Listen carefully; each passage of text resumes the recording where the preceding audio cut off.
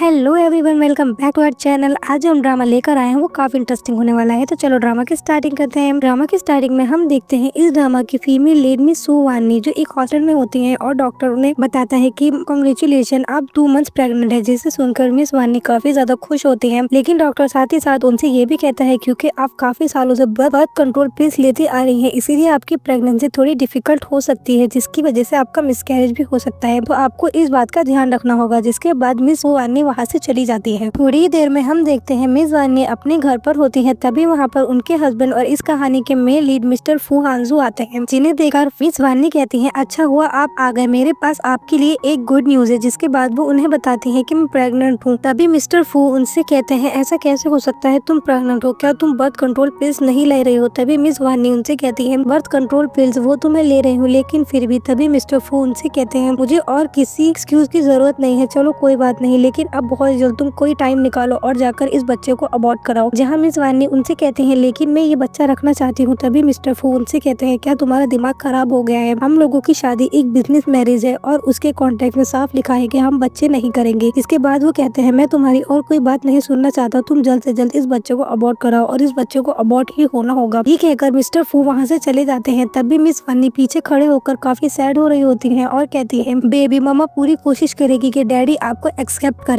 तभी हम देखते हैं मिस सू वानी के फोन पर उनके अंकल की कॉल आती है, जिसे देखकर वो थोड़ी शॉक हो जाती हैं और सोचती हैं कि अंकल अब्रॉड गए हुए हैं और मेरे पेरेंट्स भी काम में बिजी हैं, तो ये मुझे इस वक्त कॉल क्यों कर रहे हैं। पर जैसे ही वो कॉल पिक करती हैं, उनके अंकल उन्हें बताते हैं कि तुम्हारे पेरेंट्स बहुत ज्यादा ट्रबल में है, उनकी कंपनी पूरी तरीके से बंद हो चुकी है और पुलिस उन्हें पकड़ कर ले जा चुकी है। तभी मिस वानी उनसे कहती है, पर ऐसा कैसे हो सकता है, आप ये सब कुछ क्या कह रहे हैं? तभी उनके अंकल उनसे कहते हैं, तुम जल्द से जल्द मिस्टर फू हांजू के पास जाओ और उनसे मदद मांगो। जिसके बाद मिस वानी कहती है, हाँ बिल्कुल, मैं अभी मिस्टर फू हांजू के पास जाती हूँ मदद के लिए। जैसे ही वो मिस्टर फू हांजू के ऑफिस जाती हैं और उनके कैबिन में एंट्री करती हैं, हम देखते हैं मिस्टर फू हांजू अपनी सेक्रेटरी मिस वान के साथ बैठे होते हैं, जहाँ मिस वान उनकी गोद में बैठी होती हैं। ये देखकर मिस वानी काफी ज्यादा शॉक हो जाती है और कहने लगती है, ये सब यहाँ पर क्या हो रहा है? तभी मिस वान उनसे कहती है, मिसेस फू आप यहाँ पर क्या कर रही हैं? तभी मिस वानी मिस्टर फू से कहती है कि मुझे आपसे एक बहुत इंपॉर्टेंट बात करनी है, पर पहले आप इसे बाहर भेजिए। तभी मिस्टर फू मिस वान से कहते हैं, तुम बाहर जाओ। जिसके बाद मिस वानी मिस्टर फू को बताते हैं कि उनके पेरेंट्स बहुत ज्यादा मुश्किल में है और उन्हें उनकी मदद करनी चाहिए, लेकिन मिस्टर फू उनसे कहते हैं, नहीं मैं उनकी मदद नहीं करूंगा। जिसपे मिस वानी उनसे कहती है, लेकिन आप मेरे पेरेंट्स की मदद क्यों नहीं करेंगे, वो कितनी ज्यादा ही मुश्किल में है। तभी मिस्टर फू उनसे कहते हैं, मैं ऐसे किसी इंसान की मदद नहीं करना चाहता जिससे मेरा कोई रिलेशन ना हो। तभी मिस वानी उनसे कहती है, वो मेरे पेरेंट्स है, ऐसा कैसे कि उनसे आपका कोई रिलेशन नहीं है। तभी मिस्टर फू उनसे कहते हैं कि मुझसे ज्यादा बकवास करने की जरूरत नहीं है, मैंने एक बार मना कर दिया, मैं उनकी मदद नहीं करूंगा तो नहीं करूंगा। जिसके बाद वो कहते हैं कि तुम यहाँ से जा सकती हो। मिस वानी ऑफिस से बाहर आ जाती हैं और रोड पे पहुँचते ही उनके अंकल की दोबारा से कॉल आती है, जो उनसे कहते हैं, क्या तुमने मिस्टर फू से बात करी? क्या वो तुम्हारी मदद करने के लिए तैयार है? तभी मिस वानी उनसे कहती है, उनके पास अभी टाइम नहीं है। तभी उनके अंकल उनसे कहते हैं, ऐसा कैसे हो सकता है, उसके पास टाइम नहीं है। जिसके बाद उनके अंकल कहते हैं, मैंने एक अंदर की खबर निकाली है, अगर हम 10 मिलियन पे कर दें तो तुम्हारे पेरेंट्स को पुलिस छोड़ देगी और सब कुछ ठीक हो सकता है, अब तुम जल्द से जल्द पैसों का इंतजाम करो। पर मिस वानी कहती है, 10 मिलियन ये तो बहुत ज्यादा है। इसके बाद वो कह देती है कि हाँ ठीक है, मैं पैसों का इंतजाम करती हूँ। और थोड़ी ही देर में हम देखते हैं मिस वानी अपने घर जाती है और अपने घर पर पैसे ढूंढने की कोशिश करती है, लेकिन उन्हें उनके घर पर कुछ नहीं मिल रहा होता है। तभी उनकी नजर उन चीजों पर जाती है जो मिस्टर फू ने उन्हें एज अ गिफ्ट दी थी, कुछ ज्वेलरीज। वो लेकर बैठ जाती है और सोचने लगती है कि ये सारी चीजें मिलाकर भी 1 मिलियन हो रहे हैं, मैं क्या करूँ, अब कैसे अपने पेरेंट्स की हेल्प करूँ। थोड़ी ही देर में मिस्टर फू घर पर आ जाते हैं और मिस वानी को देखकर कहने लगा है, तुम क्या कर रही हो? तभी मिस वानी उनसे कहती हैं, जो गिफ्ट ज्वेलरीज आपने मुझे दी थी, ये कुछ मैं निकाल रही थी और पॉलिश करवाने के लिए देने वाली हूँ। जिसको सुनकर मिस्टर फू कहते हैं, काफी बोरिंग हो, और वो वहाँ से चले जाते हैं। जिसके बाद मिस वानी अपने अंकल को मैसेज करके कहती है कि मेरे पास अभी भी कुछ ज्वेलरीज हो जो मिस्टर फू ने मुझे गिफ्ट दी है, तुम किसी ऐसे इंसान को ढूंढ लो जो ये सब चीजें खरीद सके, तो फिर मेरे पेरेंट्स की हेल्प हो जाएगी। नेक्स्ट मॉर्निंग हम देखते हैं मिस्टर फू अपने घर पर सो रहे होते हैं। तभी मिस वानी को कॉल फोन बजता है, जिसपे उनके अंकल की कॉल आ रही होती है और मिस्टर फू उस कॉल को अटेंड कर लेते हैं। और जैसे ही वो कॉल अटेंड करते हैं, उनके अंकल सामने से बोलते हैं कि तुमने जो ज्वेलरीज बेचने के लिए कहा था उसके लिए एक बायर मिल गया है, तुम जल्दी से वो सारी ज्वेलरीज लेकर आ जाओ। जिसके बाद मिस्टर फू नीचे जाते हैं, जहाँ मिस वानी ब्रेकफास्ट टेबल तैयार कर रही होती है। तभी मिस्टर फू उन्हें बताते हैं कि अभी अभी तुम्हारे अंकल की कॉल आई थी, जो कि मैंने तुम्हारे लिए पिक कर ली थी। जो सुनकर मिस वानी काफी ज्यादा शॉक हो जाती है और कहती है, अंकल की कॉल आई थी, वो क्या कह रहे थे? जिसपे मिस्टर फू उन्हें बताते हैं, क्या तुम्हारे पास पैसों की इतनी ज्यादा कमी है कि तुम मेरे दिए हुए गिफ्ट्स को बेचने वाली हो? तभी मिस वानी उनसे कहती है कि ये गिफ्ट्स मैं सिर्फ अपने पेरेंट्स को बचाने के लिए बेच रही थी। तभी मिस्टर फू उनसे कहते हैं, चाहे जो भी बात हो लेकिन तुम्हें मेरे दिए हुए गिफ्ट नहीं बेचने चाहिए थे। ये कहकर मिस्टर फू वहाँ से चले जाते हैं और मिस वानी वहीं खड़ी होकर रोती रहती है। जिसके बाद वो सोचती है कि अब मैं क्या करूँ, मुझे क्या करना चाहिए। नेक्स्ट सीन में हम देखते हैं मिस सुवानी मिस्टर हांजू के ऑफिस में जाती हैं लंच लेकर। जैसे ही वो उनके कैबिन का दरवाजा खोलती हैं, वो देखती हैं मिस वांग वान मिस्टर फू की सीट पर बैठी होती हैं, जिन्हें देखकर मिस वानी उनसे कहती है, तुम यहाँ पर मिस्टर फू की सीट पर बैठकर क्या कर रही हो? जहाँ पर मिस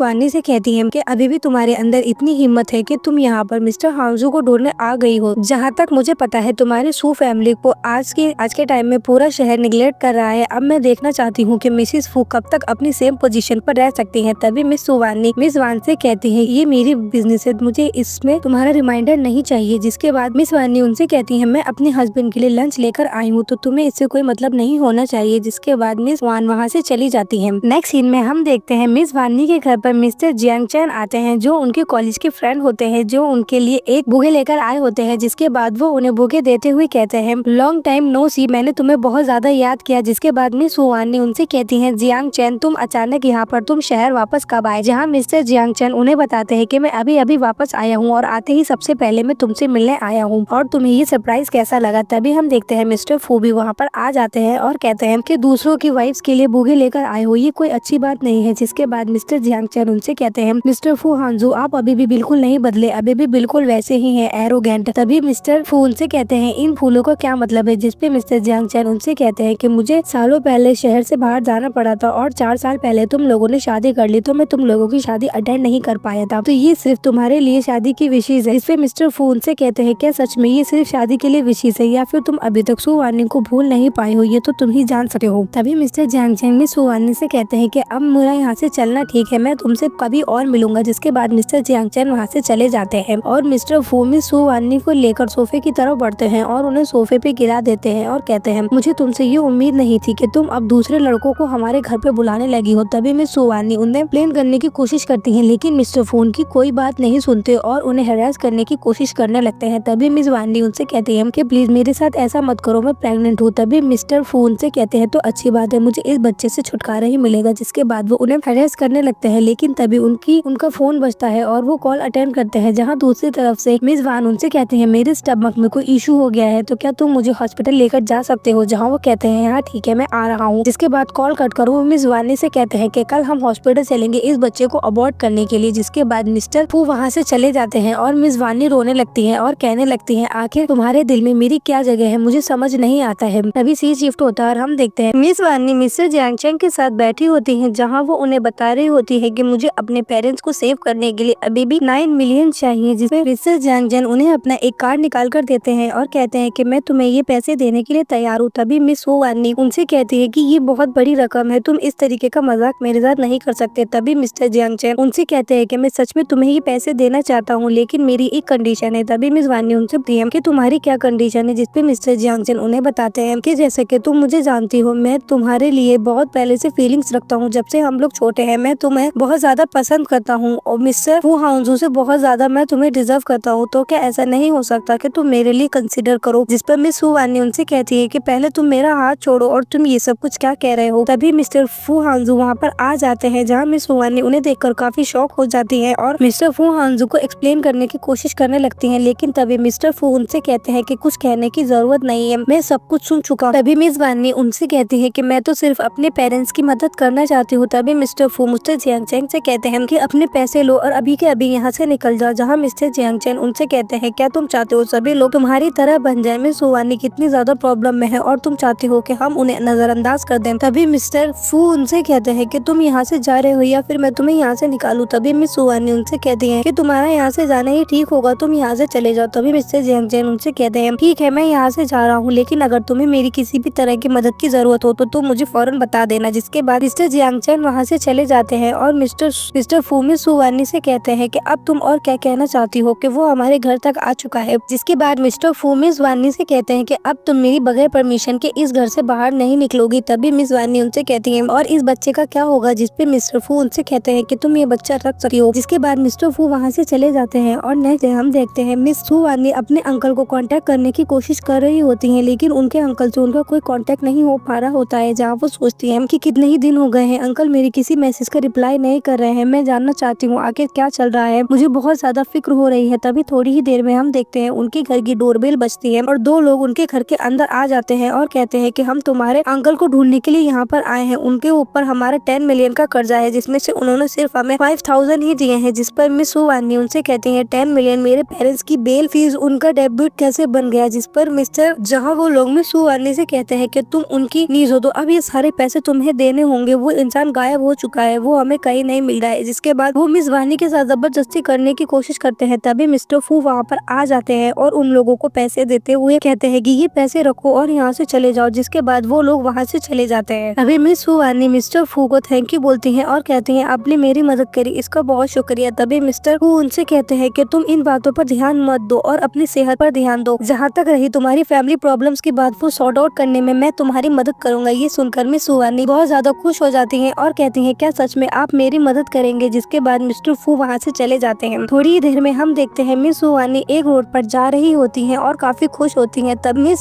फांगवान उन्हें वहाँ मिल जाती हैं और कहती हैं, मिस सुवानी उन्हें देखकर कहती हैं तुम यहाँ पर क्या कर रही हो। तभी मिस वान उनसे कहती हैं कि मैं यहाँ आज तुमसे ही मिलने आई हूँ, मेरे पास तुम्हें देने के लिए एक गुड न्यूज है। तभी मिस सुवानी उनसे कहती हैं तुम्हारे पास क्या गुड न्यूज है। जहाँ मिस वान उन्हें बताती हैं कि कोर्ट की तरफ से तुम्हारे पेरेंट्स के लिए एक अच्छा फैसला आ गया था, लेकिन वो लोग इतनी देर बर्दाश्त नहीं कर पाए। जेल में अभी आधे घंटे पहले उन दोनों को हार्ट अटैक आ गया और उन दोनों की डेथ हो गई है। जिसे सुनकर मिस सुवानी बहुत ज्यादा शॉक हो जाती हैं और मिस वान के ऊपर अटैक करने की कोशिश करती हैं, लेकिन मिस वान उन्हें पीछे धक्का दे देती है, जिसकी वजह से उनके स्टमक पर चोट लग जाती है और वो गिर जाती है। जिसके बाद मिस वान वहाँ से भी कहकर चली जाती है कि तुम्हारी फैमिली ये सब कुछ डिजर्व करती थी। तभी मिस सुवानी वहीं पर गिरी रहती है और वो देखती है कि उनके बहुत ज्यादा ब्लीडिंग हो रही है। जिसके बाद वो कहती है कि कोई मेरे बच्चे को बचाओ। तभी हम देखते हैं उनके फोन पर मिस्टर जियांग जैंग की कॉल आ रही होती है। वो कॉल रिसीव करती है लेकिन कुछ बोल नहीं पाती, इससे पहले ही वो बेहोश हो जाती है। नेक्स्ट सीन में हम देखते हैं मिस सुवानी हॉस्पिटल में होती है और मिस्टर जियांग चैन भी उन्हीं के पास बैठे होते हैं। थोड़ी देर में हम देखते हैं मिस सुवानी को होश आ जाता है, जहाँ मिस्टर जियांग चैन उन्हें देखकर कहते हैं फाइनली तुम्हें होश आ गया। तभी मिस सुवानी उनसे पूछती है आखिर मेरे साथ सब कुछ क्या हुआ है। जहाँ मिस्टर जियांग चैन उन्हें बताते हैं थोड़ी देर पहले मैंने तुम्हें कॉल की थी, लेकिन तुम कुछ नहीं बोल रही थी, तो मैंने तुम्हारी कॉल ट्रैक करी और देखा तुम जहाँ पर थी तुम काफी बुरी हालत में थी, तो फिर मैं तुम्हें हॉस्पिटल लेकर आया। तुम्हारी हालत काफी ज्यादा खराब थी और मैं तुम्हें बताना चाहता हूँ कि तुम्हारा बेबी सर्वाइव नहीं कर पाया। जिसे सुनकर मिस सुवानी बहुत ज्यादा शॉक होती है और रोने लगती है और कहने लगती है कि तुम इस तरीके का मजाक मेरे साथ नहीं कर सकते, तुम ये सब कुछ क्या कह रहे हो। तभी मिस्टर जियांग चैन उनसे कहते हैं कि मुझे भी इस बात का बहुत ज्यादा दुख है। जिसके बाद मिस सुवानी उनसे कहती है कि तुम प्लीज अभी यहाँ से चले जाओ, मुझे कुछ देर के लिए अकेले रहना है। जिसके बाद मिस्टर जियांग चैन वहाँ से चले जाते हैं और मिस सुवानी वहाँ पर बैठकर रोने लगती है। तभी हम देखते हैं मिस सुवानी मिस्टर हांजू को कॉल करती है, जहाँ मिस वान उनकी कॉल पिक करती है और कहती है मिस्टर हांजू अभी बिजी है, वो मेरे लिए दिन चूज करने में मेरी हेल्प कर रहे हैं। जिसके बाद वो कॉल कट कर देती है। तभी मिस सुवानी सोचने लगती है क्या सच में तुम पांगवान से शादी करने के लिए इतनी ज्यादा जल्दी में हो, तो मैं तुम्हारी तमन्ना पूरी कर देती हूँ। जिसके बाद वो एक कॉल करती है और अपने लॉयर से कहती है कि तुम जल्द से जल्द डिवोर्स एग्रीमेंट तैयार कराओ और उसे हॉस्पिटल में सेंड कर दो और ये बात मिस्टर हांजू को बताने की कोई जरूरत नहीं है। वहीं दूसरी तरफ हम देखते हैं मिस फांगवान मिस्टर फू हांजू को फोन लेकर उनके कैबिन में खड़ी होती है। तभी मिस्टर फू कैबिन के अंदर आते हैं और कहते हैं तुम यहाँ पर क्या कर रही हो। जिसके बाद मिस्टर फू हांजू उनसे कहते हैं मैंने तुमसे कहा था पैसे लेकर जाओ और मिस सुवानी के पेरेंट्स को छुड़ाओ। जहाँ वो कहती है कि मैं कुछ दिनों से बहुत ज्यादा बिजी थी तो मैं ये बात भूल गई। तभी हम देखते हैं मिस्टर जियांग चैन वहाँ पर आ जाते हैं और मिस्टर फू को कॉलर पकड़कर उनसे कहते हैं अब तो तुम खुश होना, तुमने सुवानी की पूरी जिंदगी खराब कर दी है, उसके पेरेंट्स और उसका बच्चा हर कोई चला गया, अब तो तुम खुश होना। जिसको सुनकर मिस्टर फू हांजू बहुत ज्यादा शॉक होते हैं और फौरन वहाँ से दौड़कर हॉस्पिटल जाते हैं। लेकिन हॉस्पिटल में उन्हें मिस सुवानी नहीं मिलती और वहाँ पर उन्हें डिवोर्स एग्रीमेंट रखा हुआ मिलता है, जिसे देखकर वो काफी ज्यादा हैरान हो जाते हैं और कहते हैं तुम आखिर कहाँ हो, मैं तुम्हें ढूंढ लूंगा। नेक्स्ट सीन में हम देखते हैं मिस्टर फू हांजू अपने ऑफिस में होते हैं। तभी मिस फांगवान उनके पास आती है और कहती है मुझे नहीं पता था मिस सुवानी की फैमिली के साथ इस तरह हो जाएगा, वरना मैं उनका बहुत ज्यादा ख्याल रखती। जिसके बाद वो उनके साथ फ्लर्ट करने की कोशिश करने लगती है। तभी मिस्टर वो उनसे कहते हैं कि तुम यहाँ से जा सकती हो। तभी मिस वांगवान उनसे कहती है कि मैं आपके काम खत्म करने का इंतजार करती हूँ। तभी मिस्टर फू उनसे कहता है तुम्हें मेरा इंतजार करने की कोई जरूरत नहीं है, आज रात को मैं ऑफिस में ही रुकने वाला हूँ। जिसके बाद वो उनसे कहते हैं कि तुम जाकर मिस सू वानी को ढूंढो और 3 दिन के अंदर अंदर वो तुम्हें मिलनी चाहिए, मुझे उसका मिलना बहुत जरूरी है और अब तुम यहाँ से जा सकती हो। जिसके बाद मिस वांगवान वहाँ से चली जाती है। नेक्स्ट सीन में हम देखते हैं मिस सू वानी अपने घर यानी कि अपने पेरेंट्स के घर पर आ जाती है। जैसे ही मिस सू वानी अपने घर पर आती है वहाँ पर वो अपने पेरेंट्स को बहुत ज्यादा याद करने लगती है। तभी हम देखते हैं मिस्टर जियांग चैंग की कॉल मिस सू वानी के पास आती है, जहाँ वो उनसे कहते हैं तुम आखिर कहाँ हो, मैं तुम्हारी कंप्लेंट पुलिस में कराने वाला था एज अ मिसिंग पर्सन। जिस पर मिस वानी उनसे कहती है ये इतनी भी कोई बड़ी बात नहीं है, मैं अपने घर पर हूँ। जहाँ मिस्टर जियांग चैंग उनसे पूछते हैं तुम कौन से घर पर हो, जहाँ वो उनसे कहती है ऑफ कोर्स मैं अपने घर पर हूँ। तभी मिस वानी मिस्टर जियांग चैंग को बताती है कि मैंने अपना दिल बना लिया है, मैं मिस्टर फू हांजू को डिवोर्स देने वाली हूँ। जिस पर मिस्टर जियांग चैंग उनसे कहते हैं क्या सच में तुम इस बात पर श्योर हो। जिस पर मिस वानी उनसे कहती है हाँ बिल्कुल, एक ऐसे रिश्ते में रहना जिसमें मेरी कोई इज्जत ना हो, इससे अच्छा तो मैं उसे डिवोर्स ही दे दूं। जिस पे मिस्टर जियांग चैंग उनसे कहते हैं कि मुझे बहुत खुशी है आखिर तुम्हें ये बात समझ में आ गई है, तुमने तो अपना दिमाग बना लिया है, लेकिन क्या होगा अगर मिस्टर फू हांजू तुम्हें ढूंढता हुआ आ गया। जिस पर मिस सू वानी उनसे कहती है मैं उसे जानती हूँ, वो मुझे ढूंढने नहीं आएगा। जिसके बाद मिस्टर जियांग चैंग मिस सू वानी से कहते हैं ये अच्छी बात है, आज रात तुम आराम करो, मैं कल सुबह तुम्हारे लिए ब्रेकफास्ट लेकर आता हूँ। जिस पर मिस्टर जियांग चैंग कहते हैं कल सुबह मैं तुम्हारे लिए ब्रेकफास्ट लेकर आऊंगा। जिस पे मिस सू वानी उनसे कहती है हाँ ठीक है, तुम कल सुबह आ सकते हो। जिसके बाद वो कॉल कट कर देती हैं और दोबारा से अपने पेरेंट्स को याद करने लगती हैं और कहने लगती हैं अब इस घर में मैं अकेली रह गई हूँ और कोई नहीं है मेरे साथ। अभी नेक्स्ट मॉर्निंग हम देखते हैं मिस्टर जियांग चैंग उनके घर आते हैं। तभी मिस सोवानी गेट खोलती है और कहती है क्या सच में तुम मेरे लिए ब्रेकफास्ट लेकर आए हो। जिसपे मिस्टर जियांग चैंग उनसे कहते हैं हाँ बिल्कुल, जैसा कि मैंने तुमसे प्रॉमिस किया था। जिसके बाद वो अंदर आ जाते हैं और मिस्टर जियांग चैंग उन्हें बताते हैं कि वो उनकी पसंद का ब्रेकफास्ट लेकर आए हैं। उन्हें याद है कॉलेज के दिनों में उन्हें साउथ गेट के डम्पलिंग्स बहुत ज्यादा पसंद है, तो आज सुबह सुबह वो लाइन में खड़े रहकर उनके लिए वो सूप डम्पलिंग्स लेकर आए हैं। जिसपे मिस सुवानी उनसे कहती है क्या सच में तुम्हें याद है। मुझे नहीं याद मैंने आखिरी बार वो डम्पलिंग्स कब खाए थे, शायद 4 साल पहले। क्या वो दुकान अभी भी वहीं पर है। जिसपे मिस्टर जियांग चैंग उनसे कहते हैं हाँ बिल्कुल, सब कुछ वहीं पर है, बस तुम आगे बढ़ गई हो। तभी मिस्टर जियांग चैंग उनसे कहते हैं तुम ये डम्पलिंग ट्राई कर देखो, क्या इनका टेस्ट अभी भी वैसे ही है या फिर टेस्ट चेंज हुआ है। तभी मिस सुवानी वो डम्पलिंग्स टेस्ट करती हैं और कहती है ये बिल्कुल सेम है। जिस पर मिस्टर जियांग चैंग उनसे कहते हैं ठीक है, तो हम फिर कभी दोबारा से साउथ गेट जाएंगे और मिलकर ये डम्पलिंग्स खाएंगे। तभी हम देखते हैं मिस सुवानी के फोन पर मिस्टर फू हांजू की कॉल आने लगती है। जिस पर मिस्टर जियांग चैंग उनसे कहते हैं क्या तुम मिस्टर फू की कॉल अटेंड करना चाहोगी। जिस पर मिस सुवानी उनसे कहती है नहीं, मैं ये कॉल अटेंड नहीं करना चाहती, तुम मेरी मदद करो मेरा फोन साइलेंट मोड पर डालने के लिए। तभी मिस्टर जियांग चैंग उनका फोन साइलेंट मोड पर डाल देते हैं। वहीं दूसरी तरफ हम देखते हैं मिस्टर फू हांजू वही डिवोर्स एग्रीमेंट देख रहे होते हैं और सोच रहे होते हैं सुवानी तुम आखिर कहाँ चली गई हो, मैं तुम्हें कहाँ पर ढूंढूं। वहीं दूसरी तरफ हम देखते हैं मिस्टर जियांग चैंग मिस सुवानी को एक इनविटेशन कार्ड दिखाते हैं और कहते हैं कि मेरी आर्ट की एक एग्जीबिशन होने वाली है, तो जिसके लिए मैं तुम्हें इनवाइट करना चाहता हूँ, मैं चाहूंगा कि तुम वहाँ पर जरूर आओ। जिसपे मिस सुवानी उनसे कहती हैं हाँ बिल्कुल, मैं तुम्हारा आर्ट देखने के लिए जरूर आऊंगी। तभी नेक्स्ट सीन में हम देखते हैं मिस्टर फू हांजू अपने ऑफिस में बैठे होते हैं और काफी परेशान लग रहे होते हैं। तभी उनके पास एक कॉल आता है जो उनकी मॉम का होता है और कॉल उठाते हुए उनकी मॉम उनसे कहती है मैंने सू फैमिली के बिजनेस के बारे में सुना, तो मैं जानना चाहती थी कि मिस सुवानी कैसी है। मेरी हिम्मत नहीं हुई उनसे पूछने की, तो इसीलिए मैंने उसे कॉल नहीं किया, तुम मुझे बताओ वो कैसी है। जिसपे मिस्टर फू हांजू अपनी मॉम से कहते हैं मॉम वो ठीक है। जहाँ मिस की मॉम कहती है कि वो ठीक है, इसका क्या मतलब है उसके पेरेंट्स इस दुनिया को छोड़कर जा चुके हैं, तो इस दुनिया में सबसे ज्यादा करीबी इंसान तुम हो उसके लिए, तो तुम्हें पता होना चाहिए कि वो कैसी है। जिसपे वो कहती है कि मॉम को पता है कि तुम इस अरेंज मैरिज से खुश नहीं थे, लेकिन अब काफी साल बीत चुके हैं, अगर हम किसी पेट को भी रेस करते हैं तो इतने सालों में हमें उससे लगाव हो जाता है, तो तुम्हें उसका ध्यान रखना चाहिए और तुम्हें पता होना चाहिए कि वो कैसी है। तभी मिस फांगवान कैबिन के अंदर आ जाती है और मिस्टर फू हांजू कॉल कट कर देते हैं। जिसके बाद मिस फांगवान उनसे कहती है कि आज क्लाइंट के साथ जो मीटिंग होने वाली है उसका शेड्यूल मैंने सेट कर दिया है। तभी मिस्टर फू हांजू मिस फांगवान से पूछते हैं क्या सुवानी के बारे में कुछ पता चला। जिस पर मिस फांगवान उनसे कहती है नहीं, अभी कुछ नहीं पता चला है।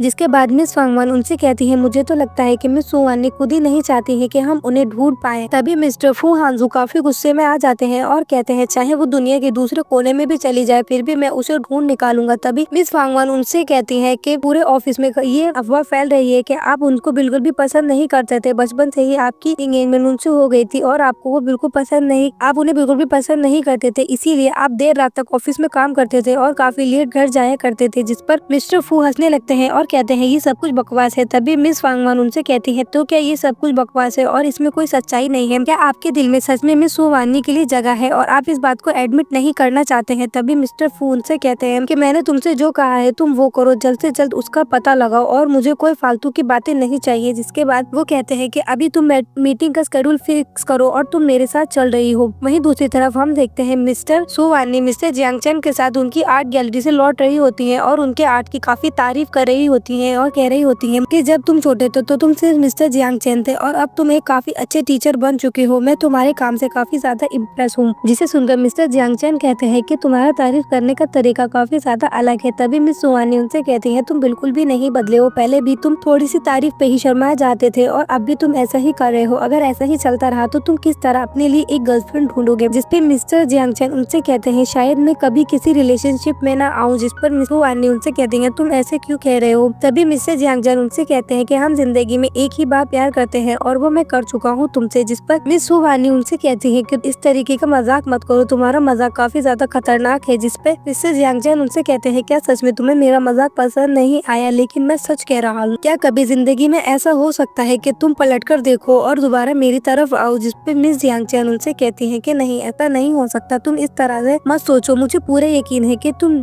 अपनी जिंदगी में एक सही इंसान से मिलोगे और तुम्हारी जिंदगी उसके साथ बहुत अच्छी होगी, फिर मैं भी तुम्हारे लिए बहुत ज्यादा खुश होंगी। वहीं दूसरी तरफ हम देखते हैं एक बिल्डिंग से मिस्टर फू हांजू और मिस फांगवान निकलती हैं जहां वो अपनी मीटिंग्स के बारे में बातें कर रहे होते हैं। तभी मिस्टर फू हांजू की नजर मिस सू वानी पर पड़ती है और वो मिस फांगवान से कहती है क्या वो लड़की मिस सू वानी जैसी नहीं लग रही है? जिस पर फांगवान उनसे कहती है कि वो पीछे से थोड़ी बहुत उसकी तरह दिख रही है लेकिन वो नहीं है। चलो हमारी मीटिंग का टाइम हो चुका है, हम चलते हैं। लेकिन मिस्टर फू हांजू उन्हें देखने जाना चाहते हैं और कहते हैं नहीं, मैं एक बार उसे देखकर जरूर आऊंगा। और जैसे ही वो उनके पास जाते हैं मिस सू वानी उन्हें मिल जाती है और मिस सू वानी मिस्टर फू को देखकर काफी ज्यादा शॉक हो जाती है और कहती है आप यहाँ पर क्या कर रहे हैं? जिस पे मिस्टर फू उनसे कहते हैं कि ये सवाल तो मुझे तुमसे पूछना चाहिए, तुम ये सब कुछ क्या कर रही हो? तुमने अचानक से मेरे पास डिवोर्स पेपर छोड़ दिए और गायब हो गए और एक वर्ड भी नहीं बोला, इन सब बातों से मैं क्या समझ सकता था? जिस पे मिस सू वानी उनसे कहती है जो कुछ आप चाहते थे वो ही तो मैंने किया है, क्या आप हमेशा से मेरे से डिवोर्स नहीं लेना चाहते थे? जिस पे मिस्टर फू हांजू उनसे कहते हैं क्या मैंने तुमसे कभी कहा है कि मैं तुमसे डिवोर्स लेना चाहता हूँ? तभी मिस सू वानी उनसे कहती है क्या आप फांगवान के साथ रिंग की शॉपिंग करने के लिए नहीं गए थे? जिस पे वो कहते हैं तुम ये क्या कह रही हो, कौन सी रिंग? तभी मिस सू वानी उनसे कहती है तुम्हें सब कुछ बहुत अच्छी तरीके से पता है और वो मिस्टर जियांग चैन का हाथ पकड़कर वहाँ से चली जाती है। तभी मिस्टर फू मिस फांगवान से पूछते हैं ये सब कुछ क्या कह रही है, मैं कब तुम्हारे साथ रिंग की शॉपिंग के लिए गया था? जिस पर मिस फांगवान उनसे कहती है कि जरूर मिस सू वानी को कोई गलत फहमी हुई है। तभी मिस्टर फू हांजू उनसे कहते हैं तो कोई गलत फहमी नहीं हुई है, तुम मुझे इस बात का एक अच्छा सा एक्सप्लेनेशन दोगी आज? जिसके बाद मिस्टर फू भी वहाँ से चले जाते हैं। थोड़ी ही देर में हम देखते हैं मिस्टर जियांग चैन मिस सू वानी को उनके घर तक छोड़ने के लिए जाते हैं जहां मिस सू वानी बिल्डिंग के नीचे से ही उनसे कहती है कि अब तुम वापस जा सकते हो, बाकी ऊपर मैं खुद चली जाऊंगी। जिस पे मिस्टर जियांग चैन उनसे कहते हैं क्या तुम सच में चाहती हो कि मैं तुम्हें ऊपर तक छोड़ने ना आऊँ? जिस पे मिस सू वानी उनसे कहते हैं हाँ, तुम्हारा बहुत शुक्रिया, तुमने मेरी बहुत ज्यादा मदद की है। जिस पे मिस्टर जियांग चैन उनसे कहते हैं कि अंकल आंटी अब इस दुनिया में नहीं है तो तुम घर में अकेली हो, इसीलिए मुझे तुम्हारी चिंता लगी रहती है। जिसके बाद मिस सू वानी उनसे कहती है तुम्हारी चिंता करने के लिए बहुत शुक्रिया, अब तुम यहाँ से जा सकते हो। जिसके बाद मिस्टर जियांग चैन उनसे कहते हैं कि अगर तुम्हें किसी भी चीज की जरूरत हो तो तुम मुझे बुला सकती हो। जिसके बाद मिस्टर जियांग चैन वहाँ से चले जाते हैं और मिस सू वानी भी अपने घर के लिए चली जाती है। थोड़ी ही देर में हम देखते हैं मिस सू वानी अपने घर में सो रही होती है और मिस्टर फू हांजू को कॉल बार बार आ रहा होता है। तभी मिस सू वानी मिस्टर फू हांजू को कॉल पिक करती है और उनसे कहती है कि अगर आप खुद नहीं सो सकते तो क्या दूसरों को भी नहीं सोने दोगे? जिस पे मिस्टर फू हांजू कहते हैं कि तुम मुझे सारी बातों को ठीक से समझाओ, जब तक मैं तुम्हें नहीं सोने दूंगा। जिस पे मिस सू वानी उनसे कहती हैं इसमें ना समझने जैसी क्या बात है, मैं तुम्हें डिवोर्स देना चाहती हूँ और यह सारी बातें क्लियर है। जब भी मिस्टर फू हांजू उनसे कहते हैं तुम मुझे डिवोर्स देना चाहती हो क्योंकि मिस्टर जियांग चैन वापस आ गया है, क्या ऐसा ही है ना? जिस पे मिस सू वानी उनसे कहती है कि कोई भी बात हो जाए तुम हमेशा दूसरों को ब्लेम करते हो, कभी अपनी गलती नहीं देखते। तभी मिस्टर फू हांजू उनसे कहते हैं तो तुम्हारे पेरेंट्स वाला मैटर है? जिस पे वो कहती है हाँ वही बात है। तभी मिस्टर फू हांजू उन्हें सॉरी बोलते हैं और मिस फू वानी उनसे कहती है क्या तुम्हारे सॉरी बोलने से मेरे मेरे पेरेंट्स वापस आ जाएंगे, मैंने तुम पर भरोसा किया था और देखो आज हम कहाँ पर हैं। मेरे पेरेंट्स इस दुनिया को छोड़कर जा चुके हैं, ये सब कुछ तुम्हारी वजह से हुआ है। मुझे अब रियलाइज हुआ है कि ये सब कुछ मेरी गलती है कि मैंने तुम जैसे इंसान पर भरोसा किया। तभी मिस्टर फू हांजू उनसे कहते हैं कि मैं तुमसे माफी मांगना चाहता हूँ, मैं तुम्हारे पेरेंट्स की सारी बातों को रिजॉल्व करके तुमसे मिलना चाहता हूँ और अगर तुम डिवोर्स लेना चाहती हो तो तुम्हें पता है मेरी मॉम का बर्थडे आने वाला है, तो तुम्हें जब तक इंतजार करना होगा। जिसके बाद वो कॉल कट कर देते हैं। तभी मिस फू वानी सोचती है मिस्टर फू हांजू आखिर इस डिवोर्स को आगे क्यों कर रहे हैं, ये कभी भी ऐसे तो नहीं थे। नेक्स्ट मॉर्निंग हम देखते हैं मिस्टर फू हांजू अपने ऑफिस में होते हैं। तभी वहाँ पर मिस फांगवान आती हैं और आकर कहने लगती हैं कि मुझे नहीं पता मिस फू वानी ने कल वो सारी बातें क्यों कही थी। तभी मिस्टर फू हांजू उनसे कहते हैं ये सारी बातें छोड़ो, मेरे पास तुम्हारे लिए एक दूसरा टास्क है। और उनसे कहते हैं कि सू फैमिली का केस दोबारा से ओपन करवाओ, मुझे इसमें काफी सारे डाउट नजर आ रहे हैं, मैं चाहता हूँ दोबारा से इसको इन्वेस्टिगेट किया जाए। तभी मिस फांगवान उनसे कहती है लेकिन वो केस तो बंद हो चुका है, तो क्या आप उसे दोबारा खुलवाना चाहते हो। जिसपे मिस्टर फू हांजू उनसे कहते हैं हाँ मैं चाहता हूँ और इससे तुम्हें मतलब नहीं होना चाहिए, जितना मैं तुमसे कह रहा हूँ तुम्हें वही करना चाहिए, वरना तो मैं तुम्हें इस शहर से बाहर निकाल दूंगा। तभी मिस फांगवान उनसे कहती है आपको पता है इस शहर में मैं सिर्फ आपकी वजह से आई हूँ और मैं यहाँ आपके अलावा किसी को नहीं जानती। अगर आपने मुझे यहाँ से निकाल दिया तो मेरे पास और कोई जगह नहीं होगी जहाँ मैं जा सकूंगी। जिसके बाद मिस्टर फू हांजू उनसे कहते हैं हाँ ठीक है, अब तुम जाओ, जाकर वो काम करो जो मैंने तुमसे कहा है। जिसके बाद मिस फांगवान वहाँ से चली जाती है और थोड़ी ही देर में हम देखते हैं मिस्टर फू हांजू की मॉम की कॉल उनके पास आती है, जो मिस्टर फू हांजू से कहती है कि तुम्हें हमेशा अपने काम की पड़ी रहती है, कभी भी अपनी मॉम से मिलने के लिए नहीं आते हो। वो तो अच्छा हुआ है कि तुमने सू वानी से शादी कर ली है, तो मेरे पास कोई इंसान है जिससे मैं बात कर सकती हूँ। तभी मिस्टर फू हांजू अपनी मॉम से कहते हैं कि मॉम बातों को गोल गोल मत घुमाइए, सीधे सीधे बताइए आप क्या कहना चाहती हैं। जिसपे उनकी मॉम कहती है कि जैसा कि तुम्हें पता है कल मेरा बर्थडे है, तो मैं चाहती हूँ तुम और वानी घर पर आओ मिलने के लिए। जिसपे मिस्टर फू उनसे कहते हैं हाँ ठीक है, मैं कोशिश करूंगा उसे घर वापस लाने की। जिसपे मिस उनकी मॉम कहती है कि हाँ बिल्कुल तुम उसे लेकर आओ और मैं तुम्हारे लिए अच्छा सा डिनर तैयार कराऊंगी, जिसके बाद हम सब मिलकर डिनर करेंगे। नेक्स्ट सीन में हम देखते हैं मिस फू वानी अपने घर पर होती है। तभी उनके पास मिस्टर फू हांजू की कॉल आती है, जो उनसे कहते हैं कि कल मेरी मॉम का बर्थडे है, तो तुम मेरे साथ चलोगी गिफ्ट पिक करने के लिए। जिस पर मिस फू वानी उनसे मना कर देती हैं और कहती हैं मैं आपके साथ नहीं जाऊंगी। जिस पर वो कहते हैं कि ये हमारा फैमिली मैटर है और तुम ही पहले इन्हें हैंडल करती आई हो। जिस पर मिस फू वानी उनसे कहती है ये सब कुछ पहले की बात है और अब इन सारी बातों से मेरा कोई लेना देना नहीं है। तभी मिस्टर फू हांजू उनसे कहते हैं कि मैंने तुम्हारी परमिशन नहीं मांगी है कि तुम मेरे साथ जाओगी या नहीं, तुम्हें मेरे साथ चलना होगा, कल सुबह मैं तुम्हें पिक करने के लिए आऊंगा। जिस पर मिस फू वानी उनसे लगातार मना करती हैं और कहती हैं मैं आपके साथ नहीं जाऊंगी। तभी मिस्टर फू हांजू उनसे कहते हैं अगर तुम मेरे साथ चलोगे तो मैं एक कंडीशन पर तुम्हारी बात मानने के लिए तैयार हो जाऊंगा। तभी मिस फू वानी उनसे कहती है ठीक है, मैं तुम्हारे साथ कल सुबह चलूंगी कभी। नेक्स्ट मॉर्निंग हम देखते हैं मिस फू वानी और मिस्टर फू हांजू एक रोड पर जा रहे होते हैं, जहाँ मिस फू वानी उनसे कहती है तो क्या तुमने सोचा है कि तुम किस तरह का गिफ्ट खरीदने वाले हो आंटी के लिए। जिस पर वो कहते हैं कि अभी तक मैंने कुछ सोचा नहीं है। तभी मिस फू वानी उनसे कहती है तुमने अभी तक कुछ नहीं सोचा तो तुम सुबह सुबह मुझे मेरे घर से क्यों लेकर आए हो। तभी मिस्टर फू हांजू कहते हैं कि हमारे पास अभी बहुत ज्यादा टाइम है, तुम आराम से सोच सकती हो कि हमें उनके लिए क्या खरीदना चाहिए। तभी मिस्टर फू हांजू उनसे कहते हैं क्या तुमने अभी तक ब्रेकफास्ट किया है। जिस पर फिर मिस फू वानी कहती है नहीं, मैंने अभी ब्रेकफास्ट नहीं किया है। तभी मिस्टर फू हांजू उनसे कहते हैं चलो तो फिर हम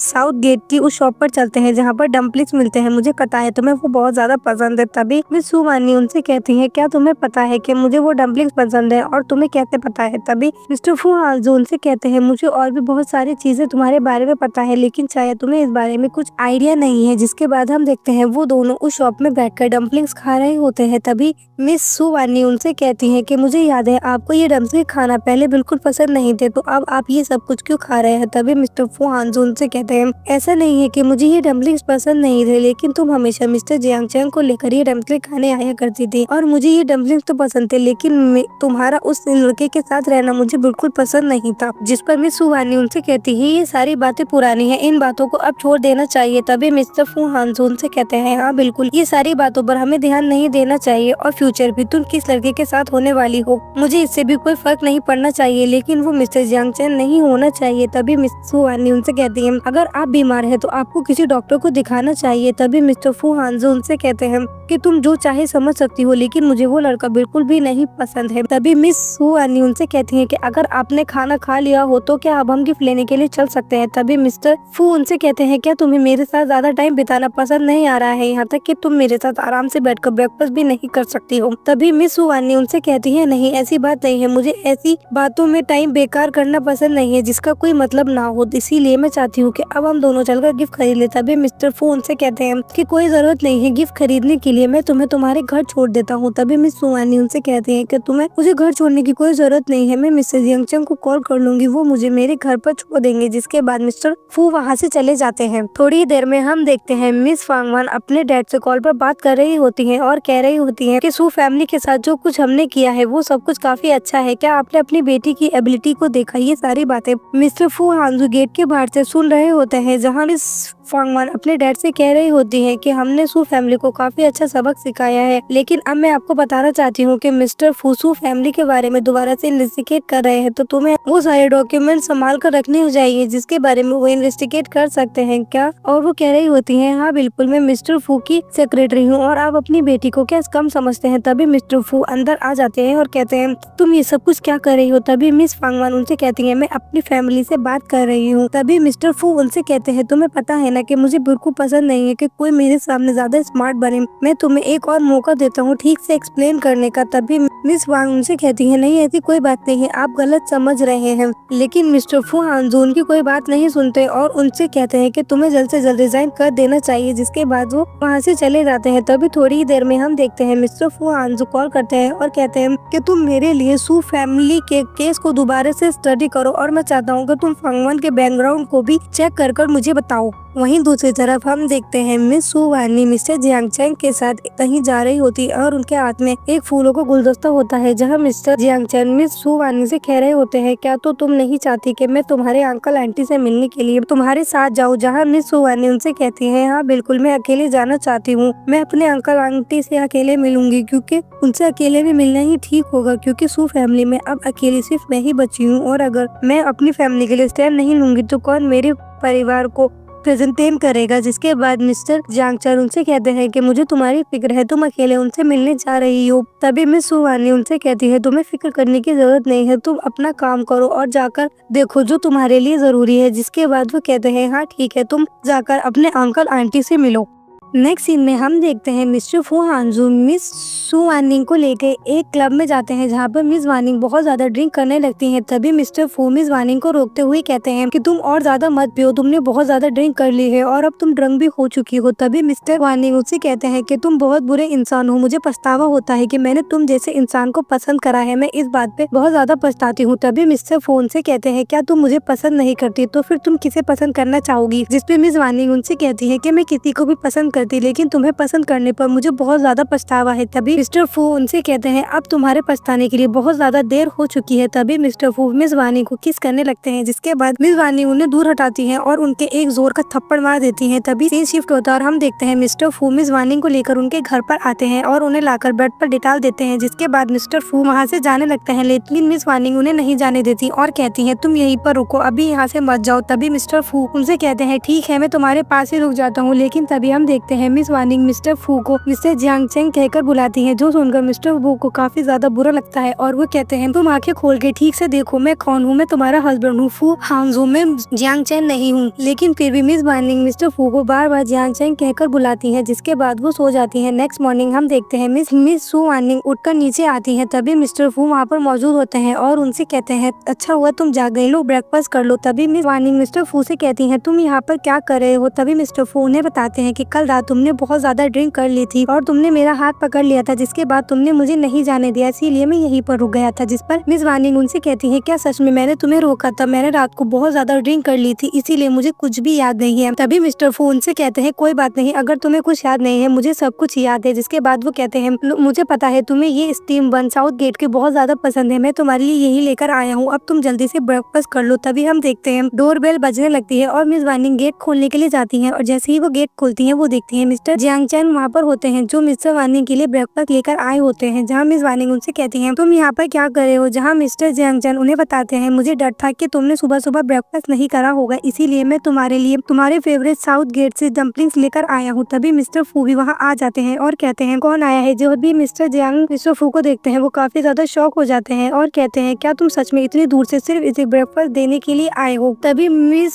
सू वानी उन लोगों से कहती है तुम लोग ऐसा करना कब बंद करोगे, एक दूसरे किसी से मिलते ही तुम लोग आर्ग्यू करना शुरू कर देते हो। जिसके बाद वो सभी लोग अंदर आते हैं और ब्रेकफास्ट करने लगते हैं। तभी मिस्टर जियांग मिस सु वानिंग से कहते हैं, क्या तुम भी सुबह सुबह जाकर स्टीम डम्पलिंग्स लेकर आई हो? जहाँ मिस वानिंग उन्हें बताती है कि ये मैं नहीं लेकर आई बल्कि मिस्टर फू हाउजो लेकर आए हैं। जो सुनते ही मिस्टर जियांग वो डम्पलिंग फौरन थूक देते हैं और कहते हैं, मैं इसकी लाई हुई डम्पलिंग नहीं खाऊंगा। जिसके बाद मिस सु वानिंग उनसे कहती है, मुझे तुम दोनों में से किसी से बात नहीं करनी, जल्दी से अपना ब्रेकफास्ट खत्म करो और यहाँ से दोनों चले जाओ। जिसके बाद मिस वानिंग वहाँ से उठकर चली जाती है। नेक्स्ट सीन में हम देखते हैं मिस्टर फू अपने ऑफिस में होते हैं। तभी उनके पास उनका एक असिस्टेंट एक डॉक्यूमेंट्स लेकर आता है और उनसे कहता है, मिस्टर फू इस डॉक्यूमेंट पे मुझे आपके साइन चाहिए। जिसके बाद वो उस पे साइन करते हैं। तभी उनका असिस्टेंट बोलता है, सर आपने अपने वाइफ के नाम के सिग्नेचर क्यों करे हैं? तभी वो डॉक्यूमेंट्स की फाइल खोलकर देखते हैं तो उन्होंने सच में मिस वानी के नाम के सिग्नेचर उस पे किए होते हैं। जिसके बाद वो कहते हैं, कोई बात नहीं, तुम दोबारा से डॉक्यूमेंट्स प्रिंट करा कर लाओ, मैं दोबारा से सिग्नेचर कर दूंगा। तभी उनका असिस्टेंट उनसे पूछता है, सर क्या आपकी वाइफ से कोई लड़ाई हो गई है? जिसपे वो कहते हैं, क्या सच में ये इतना ज्यादा ऑब्वियस है? तभी उनके असिस्टेंट कहते हैं, हाँ बिल्कुल, क्योंकि आप बहुत ज्यादा उदास लग रहे हैं और आपका काम में भी ध्यान नहीं लग रहा है। तभी मिस्टर फू अपने असिस्टेंट से कहते हैं, अगर ये इतना ही ऑब्वियस है कि तुम भी इसे देख सकते हो तो मिस वानी को ये बात समझ क्यों नहीं आ रही है?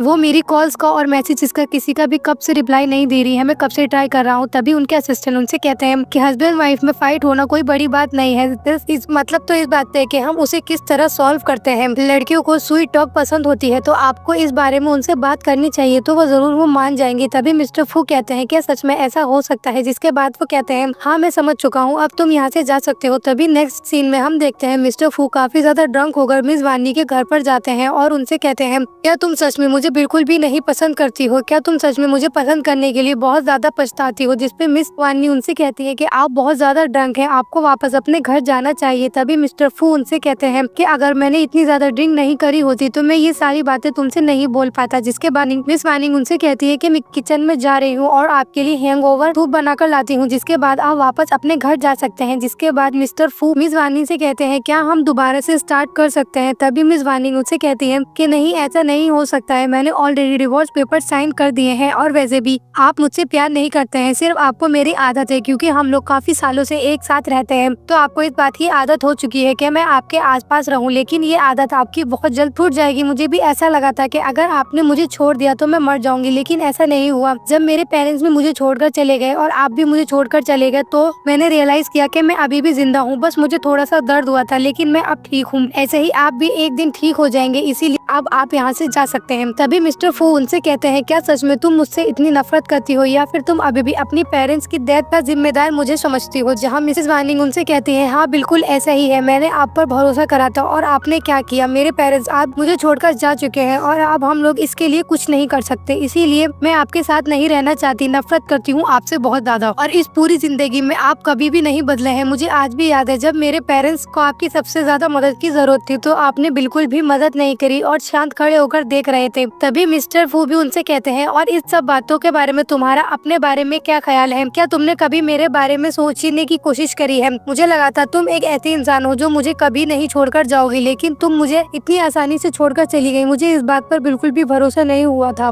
जिसके बाद मिस वानिंग उनसे कहती है कि अब हम लोग एक साथ नहीं हो सकते और आप यहाँ से जा सकते हैं। तभी नेक्स्ट सीन में हम देखते हैं मिस्टर फू अपने घर पर होते हैं और वो मिस वानिंग को मैसेज कर पूछते हैं, क्या कल तुम फ्री हो? जिस पर वो मैसेज का कोई रिप्लाई नहीं करती है। तभी थोड़ी देर में वो एक और मैसेज सेंड करते हैं और इसमें लिखते हैं कि हम डिवोर्स के बारे में कुछ बात कर सकते हैं। तभी मिस वानिंग उनकी मैसेज का रिप्लाई करती है और कहती है कि आप मुझे एड्रेस सेंड कर देना, मैं आ जाऊंगी। सीन शिफ्ट होता है, हम देखते हैं मिस्टर फू और मिस वानिंग एक रेस्टोरेंट में बैठे होते हैं जहां मिस्टर फू मिस वानिंग से कहते हैं, क्या तुम्हें ये रेस्टोरेंट याद है? जहां मिस वानिंग उनसे कहती हैं, हाँ मुझे याद है, एक बार गर्मियों के दिन में हम यहाँ पर शॉपिंग के लिए आए थे और काफी तेज बारिश होने लगी थी, जिसके बाद हम लोग यहीं पर आकर रुके थे और शायद हम लोग इसी जगह पर बैठे थे। तभी मिस्टर फू उनसे कहते हैं, हाँ बिल्कुल, तुम्हारी याददाश्त काफी अच्छी है। तभी मिस वानिंग उनसे कहती है, लेकिन तुम मुझे अभी ये सब कुछ क्यों याद दिला रहे हो? तभी मिस्टर फू उनसे कहते हैं, क्योंकि शायद मैं तुम्हें डिवोर्स नहीं देना चाहता और मैं अभी भी हार नहीं माना हूँ। जिसके बाद मिस वानिंग उनसे कहती है, तो फिर आप क्या चाहते हैं? तभी मिस्टर फू उनसे कहते हैं, मैं दोबारा से स्टार्ट करना चाहता हूँ। जिसके बाद वो उनसे कहते हैं, तभी मिस वानिंग उनसे कहती है कि मैंने एक बार आपसे बहुत ज्यादा प्यार किया था, लेकिन जब भी मिस्टर फू उनसे कहते हैं, और अब क्या? जब भी मिस वानिंग उनसे कहती है, अब मैं आपसे प्यार नहीं करती हूँ क्योंकि आपने मुझे हमेशा दुख पहुँचाया है और कभी भी मेरी फीलिंग्स की कोई कदर नहीं करी है। तभी मिस्टर फू उनसे कहते हैं कि मैं जब से पैदा हुआ हूँ मैं प्यार के बारे में बहुत ज्यादा टैलेंटेड नहीं हूँ, मैं तो सिर्फ ये जानता हूँ कि मैं हमेशा सिर्फ तुम्हारे साथ रहना चाहता हूँ। तभी मिस वानिंग भी उनसे कहती है कि मैं भी आपके साथ रहना चाहती थी और आपके साथ ही बूढ़ी होना चाहती थी, लेकिन ऐसा नहीं हो सकता। मैं अब सिर्फ आपको डिवोर्स देना चाहती हूँ, क्योंकि जो कुछ आपने मेरे साथ किया है वो मैं नहीं भूल पा रही हूँ, और जो मैंने आपसे प्यार किया था वो बिल्कुल सच था, उसमें कोई धोखा नहीं था। तभी मिस्टर फू उनसे कहते हैं, मैं कुछ नहीं जानता, मैं तुम्हारे साथ ही रहना चाहता हूँ और मैं दोबारा से नई शुरुआत करूंगा। जिसके बाद मिस्टर फू अपने घुटने पर बैठ जाते हैं और एक रिंग निकालकर मिस वानिंग को प्रपोज करने लगते हैं और कहते हैं, क्या तुम दोबारा से मुझे एक चांस दोगी? तभी मिस वानिंग उनसे कहती है, पहले तो आप खड़े हो जाइए, इस तरह के ड्रामा करने की जरूरत नहीं है। तभी हम देखते हैं मिस्टर जियांग चैन की कॉल मिस वानी के फोन पर आने लगती है। तभी मिस वानी उनका फोन पिक कर लेती है, जहाँ मिस्टर जियांग चैन उनसे कहते हैं, क्या तुम फ्री हो? मैं तुम्हें अपना न्यू रेनोवेटेड स्टूडियो दिखाना चाहता हूँ। तभी मिस वानिंग उनसे कहती है, हाँ बिल्कुल, जब तुम फ्री हो तो मुझे लेने आ जाना। तभी वो वहाँ से खड़ी हो जाती है और कहती है, अब मैं चलती हूँ, मुझे सिविल अफेयर्स ब्यूरो के ऑफिस में भी जाना है और आप भी कल सुबह वहाँ पर जाकर कंफर्म कर मुझे बता देना हमारे डिवोर्स के बारे में, और दोबारा से इस तरीके का फर्स्ट खड़ा करने की जरूरत नहीं है। जिसके बाद वो वहाँ से जाने लगती है, लेकिन मिस्टर फू खड़े होते हैं और जबरदस्ती मिस वानिंग के हाथ में वो रिंग पहना देते हैं और कहते हैं, जो गिफ्ट मैं तुम्हारे लिए लेकर आया हूँ वो तुम्हें पहनना ही होगा। तभी मिस वानिंग उनसे कहती है, तुम बहुत ज्यादा जिद्दी हो। जिस पर मिस्टर फू उनसे कहते हैं, अब तो तुम्हें पता चल गया ना, मैं बहुत ज्यादा जिद्दी हूँ और अब मुझे ऑफिस में कुछ काम है तो मैं चलता हूँ, और जब मुझे दोबारा तुमसे मिलना होगा तो मैं तुम्हें लेने आ जाऊंगा। जिसके बाद वो वहाँ से चले जाते हैं। नेक्स्ट सीन में हम देख मिस्टर जियांग चैन और मिस वानिंग मिस्टर जियांग चैन के स्टूडियो में होते हैं, जहाँ मिस वानिंग उनसे कहती है, तुम्हारा स्टूडियो बहुत ज्यादा अच्छा है और यहाँ पर काफी ज्यादा शांति है। तभी मिस्टर जियांग चैन उनसे कहते हैं, हाँ बिल्कुल, यहाँ पर बहुत ज्यादा शांति है, इसीलिए मैंने ये वाला स्पॉट खरीदा है और तुम जब चाहो यहाँ पर आ सकती हो, क्योंकि यहाँ पर बस मैं ही हूँगा। जिस पर मिस वानिंग कहती है, हाँ बिल्कुल, मैं यहाँ पर कभी कभार आया करूंगी। जिसके बाद मिस्टर जियांग चैन उनसे कहते हैं, मेरे पास तुम्हारे लिए एक गिफ्ट है, और वो एक स्केच लेकर आते हैं जो मिस वानिंग का होता है, जिसे देखकर मिस वानिंग कहती है, ये तुमने कब बनाया? जिस पे मिस्टर जियांग चैन उन्हें बताते हैं कि स्कूल के दिनों में मैंने ये बनाया था, लेकिन कभी हिम्मत नहीं हुई तुम्हें देने की। मैं हमेशा से एक अच्छे मौके का इंतजार करता रहा कि मैं ये तुम्हें दूंगा, लेकिन अब की बार में ये मौका नहीं गंवाना चाहता था। मैं नहीं चाहता कि तुम पलटकर मुझे प्यार करो या फिर मेरी फीलिंग के बदले में तुम भी मेरे लिए कुछ फील करो। मैं तो सिर्फ अपना ये चांस पूरा करना चाहता था और तुम्हें ये देना चाहता था। अगर कभी तुम्हें मेरी जरूरत हो तो तुम पलटकर मेरी तरफ आ सकती हो। तभी मिस वानिंग उनसे कहती है, तुम ये सब कुछ जो सोच रहे हो वो बिल्कुल गलत सोच रहे हो। मैंने तुम्हें हमेशा एक फ्रेंड की तरह ही समझा है और अब मैं यहाँ से चलती हूँ। जिसके बाद वो स्केच भी मिस्टर जियांग चैन को देकर वहाँ से चली जाती है। सीन शिफ्ट होता है और हम देखते हैं मिस्टर फू अपने ऑफिस में बैठे होते हैं। तभी उनकी मॉम की कॉल उनके पास आती है, जो उनसे पूछती है कि तुम मुझे सच सच बताओ, क्या तुम्हारे और वानी के बीच में कोई इश्यूज चल रहे हैं? जिसपे मिस्टर फू उनसे कहते हैं, आपको कैसे पता चला? तभी उनकी मॉम उनसे कहती है, तुम इस बारे में फिक्र मत करो कि मुझे किसने बताया है, बस तुम मुझे सच बताओ, क्या सच में ऐसा कुछ है? तभी मिस्टर फू उनसे कहते हैं, हाँ बिल्कुल, मिस सू वानी मुझे डिवोर्स देना चाहती है। तभी उनकी मॉम कहती है, ऐसा नहीं हो सकता, वानी मेरे सामने पली बड़ी है और वो ऐसी लड़की बिल्कुल नहीं है कि वो अपने मुँह से खुद डिवोर्स मांगे। तुमने ही जरूर कुछ करा होगा, मुझे सच बताओ, क्या तुमने उसे बुली करा है?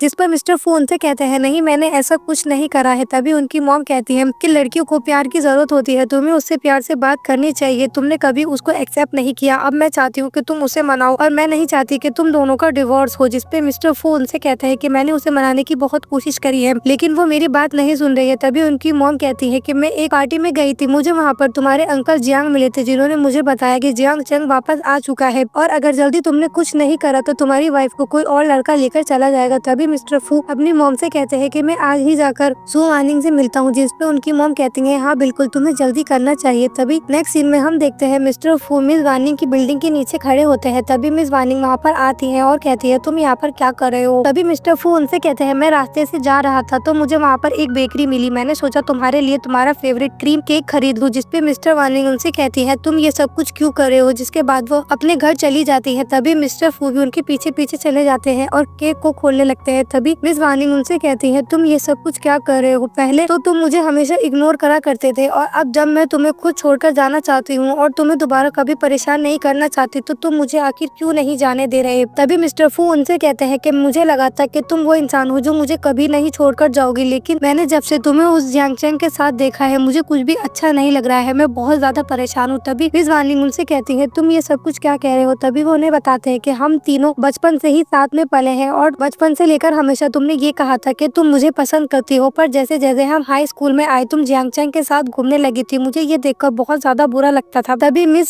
सु वानिंग उनसे कहती है, क्या तुम्हें पता है तुम किस सिचुएशन में हो, इस सिचुएशन को क्या कहते हैं? तभी मिस्टर फू उनसे कहते हैं, क्या कहते हैं? तभी मिस वानिंग उन्हें बताती है कि तुम जेलस हो रहे हो। तभी मिस्टर फू उनसे कहते हैं, क्या तुम मुझसे इस तरीके से बात करोगी? और अगर तुमने मुझसे इस तरीके से बात करी तो मैं बिल्कुल भी आज यहाँ से नहीं जाऊंगा। तभी मिस वानिंग उनसे कहती है कि दरवाजा वहाँ पर है, तुम जा सकते हो और जाते में देखना कहीं दरवाजे से तुम्हारे चोट न लग जाए। तभी मिस वानिंग उनके ऊपर हंसने लगती हैं और कुछ ही देर में हम देखते हैं मिस वानिंग अपने घर में बैठी होती है। तभी उनके पास उनके अंकल की कॉल आती है जो उनसे कहते हैं कि काफी दिन हो गए हैं, तुम कहाँ पर हो? तभी सु वानिंग उनसे कहती है, अंकल क्या सच में ये आप बोल रहे हैं? क्या आपका दिल अभी भी नहीं भरा है जबकि आपने मेरी पूरी फैमिली को बर्बाद कर दिया है? तभी उनके अंकल कहते हैं कि नहीं, मैंने तुम्हारी फैमिली को बर्बाद नहीं किया है और वैसे भी तुम मिस्टर हू हानजो की वाइफ हो और उनकी फैमिली काफी ज्यादा वेल्दी है, तो तुम्हें ऐसे थोड़े बहुत पैसों के लिए ज्यादा चिंता नहीं करनी चाहिए। मैं तुम्हारा अंकल हूँ और तुम्हें मेरी मदद करनी चाहिए। जिसपे वो कहती है कि वो पैसे कम नहीं थे और वैसे भी वो पैसे मेरे पेरेंट्स की जिंदगी के लिए एक टिकट था जिसको तुमने पूरी तरीके से बर्बाद कर दिया। तभी उनके अंकल कहते हैं, वो सब बातें छोड़ो, हम मरे हुए लोगों को वापस नहीं ला सकते, अब तुम्हें मेरी मदद करनी होगी, चलो हम लोग लंच के लिए मिलते हैं। तभी मिस वानिंग उनसे कहती है कि नहीं, मैं आपसे नहीं मिलना चाहती, मुझे आप जैसा कोई रिलेटिव अपनी जिंदगी में नहीं चाहिए। तभी उनके अंकल कहते हैं, अगर तुम मुझसे नहीं मिलोगे तो मिस्टर फू हानजू के ऑफिस में जाकर मैं उनसे पैसे मांगूंगा।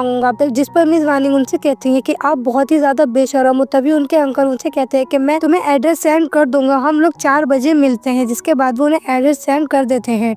नेक्स्ट सीन में हम देखते हैं मिस वानिंग अपने अंकल से मिलने के लिए एक जगह जाती हैं। तभी हम दूसरी तरफ देखते हैं मिस्टर वो अपने असिस्टेंट को बुलाते हैं और उनसे कहते हैं कि फौरन मिस वानिंग का पता लगाओ, मैं उनसे कांटेक्ट नहीं कर पा रहा हूँ। तभी उनका असिस्टेंट पता लगाता है और वो उन्हें बताता है कि मिस वानिंग एक सबर्बन गैराज में है। तभी मिस्टर फू कहते हैं, हमें फौरन उन्हें जाकर ढूंढना चाहिए। वहीं दूसरी तरफ हम देखते हैं मिस वानिंग अपने अंकल से मिलने के लिए उस जगह पर जाती है। तभी वहाँ पर उन्हें मिस पांगवान मिल जाती है, जिन्हें देखकर मिस वानिंग कहती है, तुम यहाँ पर क्या कर रही हो तो और मेरे अंकल कहाँ पर हैं? तभी मिस वांगवान उन्हें बताती है, तुम्हारे लालची अंकल वो तो पैसे लेकर ही यहाँ से चले गए थे। तभी मिस वानिंग उनसे कहती है, यानी कि तुमने मुझे यहाँ धोखे से बुलाया है, तुम्हें मुझे यहाँ बुलाकर क्या फायदा होगा? तभी मिस वांगवान उनसे कहती है, तुम्हें बुलाकर तो बहुत ज्यादा फायदा होगा, जिस तरह तुम्हारे पेरेंट्स मेरे फादर के रास्ते में आ रहे थे, अब इसी तरह तुम मेरे रास्ते में आ रही हो। अगर मैं तुम्हें जान से मार दूंगी तभी तो मिस्टर फू मुझे देख पाएंगे और वो मेरी तरफ अट्रैक्ट हो पाएंगे। तभी मिस वानिंग उनसे कहती है, तुम मुझे नुकसान पहुँचाकर कुछ फायदा नहीं कर पाओगे। तभी हम देखते हैं मिस फांगवान मिस वानी के ऊपर अटैक करती हैं। तभी मिस्टर फू बीच में आ जाते हैं और वो चाकू मिस्टर फू के लग जाता है, जिसकी वजह से वो काफी बुरी तरीके से घायल हो जाते हैं और मिस फांगवान काफी बुरी तरह डर जाती हैं और वहाँ से फौरन भाग जाती हैं। तभी मिस वानिंग मिस्टर फू से कहती हैं, आप यहाँ पर क्या कर रहे हो? और आपको काफी ज्यादा चोट लगी है। जिसके बाद वो काफी ज्यादा रोने लगती है।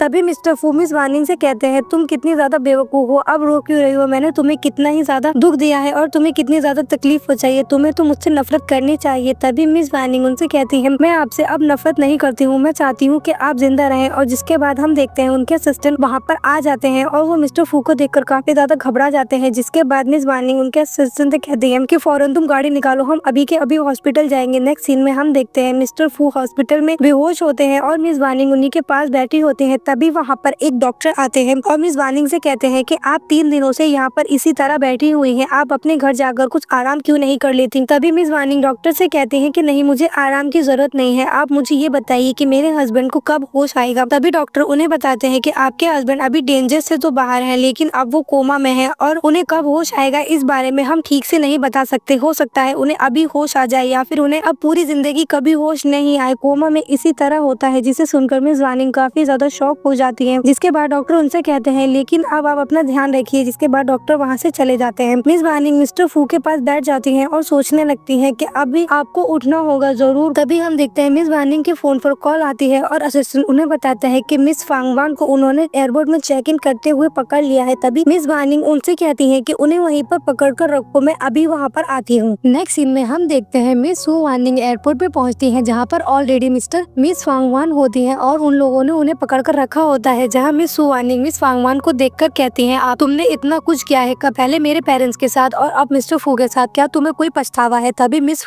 वांगवान उनसे कहती है, मुझे सिर्फ एक ही बात का पछतावा है कि मैं तुम्हें जान से नहीं मार पाई। तभी मिस वानिंग उनसे कहती है, क्या तुम्हें बिल्कुल पछतावा नहीं है? जिसपे मिस वांगवान उनसे कहती है कि जो कुछ तुम लोगों ने हमारी फैमिली के साथ किया है मुझे उसके सोचते हुए तुम लोगों पर कोई पछतावा नहीं है। और तुम्हें क्या लगता है, क्या तुम मुझे जेल भेज सकती हो? माना कि हमारी फैमिली बहुत ज्यादा बड़ी नहीं है, लेकिन हमारी फांग फैमिली इतनी भी छोटी नहीं है कि वो तुम लोगों को कुछ न बिगाड़ पाए। देखना मैं किस तरह तुम लोगों को सबक सिखाती हूँ। जिसके बाद मिस सू वानिंग उनसे कहती है, हाँ देखते हैं कौन किसे सबक सिखाता है। जिसके बाद वो अपने लोगों से कहती है कि इसे लेकर चले जाओ और इस इन्वेस्टिगेटर के इंतजार मत करना, इसको फौरन सजा मिलनी चाहिए। जिसके बाद वो लोग मिस वन को लेकर वहाँ से चले जाते हैं। जिसके बाद मिस सू वानिंग अपने लोगों से कहती है कि मुझे वापस हॉस्पिटल लेकर चलो मिस्टर फू के पास। तभी वो मिस्टर फू के पास वापस जाती है और उन्हीं के पास सो रही होती है। तभी मिस्टर फू को होश आ जाता है और वो उनसे कहते हैं, क्या तुम हमेशा से यहीं पर बैठी थी? जिसपे मिस सू वानिंग कहती है, हाँ मैं जब से यहीं पर आपका इंतजार कर रही थी। मैं नहीं चाहती थी जब आपको होश आए तो मैं आपको ना दिखाई दूं, और मुझे सबसे ज्यादा डर इस बात का था कि कहीं आप मुझे भूल ना जाओ। तभी मिस्टर फू उनसे कहते हैं, ऐसा कैसे हो सकता है कि मैं तुम्हें भूल जाऊं? और फांगवान का क्या हुआ? हमें उसे जाकर पकड़ना होगा, उसने तुम्हारी फैमिली को बर्बाद करा है और मुझे इतनी आसानी से नहीं छोड़ सकते। तभी मिस सू वानिंग उनसे कहती है, मैंने उसको सबक सिखा दिया है और अब बहुत जल्द पुलिस सू फैमिली के केस को दोबारा से रीचेक करेंगी और दोबारा से उस केस की सुनवाई होगी। फिर देखना हमारी फैमिली को जरूर इंसाफ मिलेगा। जिसपे मिस्टर फू कहते हैं, हाँ बिल्कुल ऐसा ही होगा। तभी हम देखते हैं मिस्टर जियांग चेंग वहाँ पर आ जाते हैं और मिस्टर फू उन्हें देखकर काफी ज्यादा शॉक हो जाते हैं। जिसके बाद मिस्टर जियांग चेंग उनसे कहते हैं कि मुझे इस तरह देखने की जरूरत नहीं है, मैं यहाँ पर मिस वानिंग को गुड बाय बोलने के लिए आया हूँ। तभी मिस वानिंग उनसे कहती है, गुड बाय बोलने के लिए क्यों? तुम कहाँ जा रहे हो? जिसपे मिस्टर जियांग चेंग उनसे कहते हैं, मैं ये देश छोड़कर अब्रॉड जा रहा हूँ और शायद मैं अब कभी वापस ना आऊँ। तभी मिस वानिंग उनसे कहती है कि तुम हमेशा के लिए यहाँ से जा रहे हो तो अंकल और आंटी का क्या होगा? जिसपे मिस्टर जियांग चेंग उनसे कहते हैं कि एक बार मैं वहाँ पर सेटल हो जाऊंगा तो अपने पेरेंट्स को भी वहाँ पर बुला लूंगा। जिसके बाद मिस्टर जियांग चेंग मिस्टर फू से कहते हैं कि ये बात कहते हुए मुझे दुख तो बहुत ज्यादा हो रहा है, लेकिन ये बात सच है कि मुझसे कहीं ज्यादा बेहतर हो तुम मिस वानिंग के लिए और तुम ही उसे डिजर्व करते हो, और अब मैं यहाँ से जा रहा हूँ लेकिन मुझे कभी ये। जिसके बाद मिस्टर जियांग चेंग मिस्टर फू से कहते हैं, लेकिन अगर मुझे कभी पता चला कि तुम मिस वानिंग के साथ दोबारा कुछ गलत कर रहे हो तो मैं दुनिया के किसी भी कोने में आऊँ, वापस आकर मिस वानिंग को परस्यू करूंगा। तभी मिस्टर फू उनसे कहते हैं, लेकिन मैं तुम्हें ऐसा कोई दूसरा चांस नहीं दूंगा। जिसके बाद मिस्टर जियांग चेंग वहाँ से चले जाते हैं और Miss Wanning Miss Jiang Cheng को जाता हुआ देखती हैं। तभी मिस्टर फू मिस वानिंग से कहते हैं कि उसे देखने की कोई जरूरत नहीं है, तुम सिर्फ मुझे देखो। तभी मिस वानिंग मिस्टर फू से कहती हैं, आखिर आप इतने ज्यादा जेलस कैसे हो सकते हो? तभी मिस्टर फू मिस वानिंग से कहते हैं कि जब तक तुम मुझसे ये नहीं कहती कि तुम मुझसे प्यार करती हो। तभी मिस वानिंग मिस्टर फू को आई लव यू बोलती है और मिस्टर फू भी मिस वानिंग को आई लव यू बोलते हैं। जिसके बाद वो दोनों किस करते हैं और ये ड्रामा यहीं पर खत्म हो जाता है। आई होप ये ड्रामा आप सबको काफी ज्यादा पसंद आया होगा। अगर आपको ये ड्रामा पसंद आया हो तो लाइक कीजिए, शेयर कीजिए और चैनल को सब्सक्राइब कीजिए।